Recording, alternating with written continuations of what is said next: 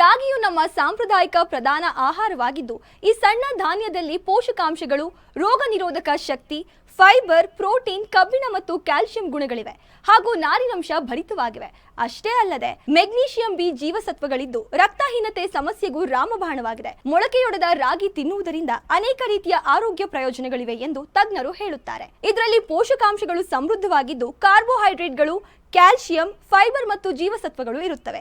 ಸಾಮಾನ್ಯವಾಗಿ ಇದನ್ನ ನಿಯಮಿತವಾಗಿ ಸೇವನೆ ಮಾಡೋದ್ರಿಂದ ಹಲವು ರೀತಿಯ ಆರೋಗ್ಯ ಸಮಸ್ಯೆಗಳನ್ನು ನಿವಾರಣೆ ಮಾಡುತ್ತದೆ.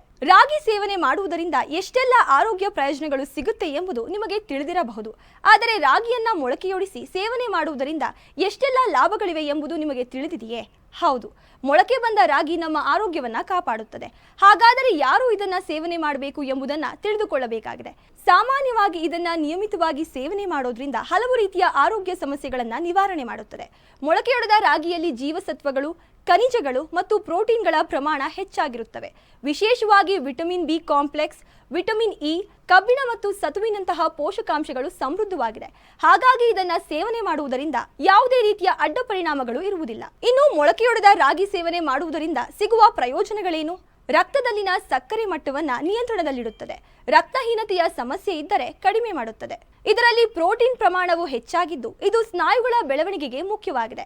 ಜೊತೆಗೆ ಇದು ಜೀರ್ಣಕ್ರಿಯೆಯನ್ನ ಸುಧಾರಿಸುತ್ತದೆ, ಕೆಟ್ಟ ಕೊಲೆಸ್ಟ್ರಾಲ್ ಅನ್ನ ಕಡಿಮೆ ಮಾಡುತ್ತದೆ ಮತ್ತು ಹೃದಯವನ್ನ ಆರೋಗ್ಯಕರವಾಗಿರಿಸುತ್ತದೆ. ಮೊಳಕೆಯೊಡೆದ ರಾಗಿಯಲ್ಲಿ ಜೀವಸತ್ವಗಳು ಮತ್ತು ಖನಿಜಗಳ ಪ್ರಮಾಣ ಹೆಚ್ಚಾಗಿದೆ. ಇದು ರೋಗ ನಿರೋಧಕ ಶಕ್ತಿಯನ್ನ ಹೆಚ್ಚಿಸುತ್ತದೆ, ಮೆದುಳಿನ ಕಾರ್ಯನಿರ್ವಹಣೆಯನ್ನ ಸುಧಾರಿಸುತ್ತದೆ. ರಾಗಿಯಲ್ಲಿ ಉತ್ಕರ್ಷಣ ನಿರೋಧಕ ಮಟ್ಟವು ಹೆಚ್ಚಾಗಿರುತ್ತದೆ. ಇದು ಫ್ರೀ ರ್ಯಾಡಿಕಲ್ಗಳಿಂದ ಉಂಟಾಗುವ ಹಾನಿಯಿಂದ ದೇಹವನ್ನ ರಕ್ಷಿಸಲು ಸಹಾಯ ಮಾಡುತ್ತದೆ. ಮೊಳಕೆಯೊಡೆದ ರಾಗಿಯಲ್ಲಿ ಉತ್ಕರ್ಷಣ ನಿರೋಧಕಗಳು ಸಮೃದ್ಧವಾಗಿವೆ. ಇವು ಚರ್ಮದ ಆರೈಕೆಗೆ ಒಳ್ಳೆಯದು. ಚರ್ಮವನ್ನ ಹಾನಿಗೊಳಿಸುವ ಫ್ರೀ ರ್ಯಾಡಿಕಲ್ಗಳ ವಿರುದ್ಧ ಹೋರಾಡಲು ಸಹಾಯ ಮಾಡುತ್ತದೆ. ಚರ್ಮದ ಸುಕ್ಕುಗಳು ಕಡಿಮೆ ಮಾಡಲು ಸಹಕಾರಿಯಾಗಿದೆ.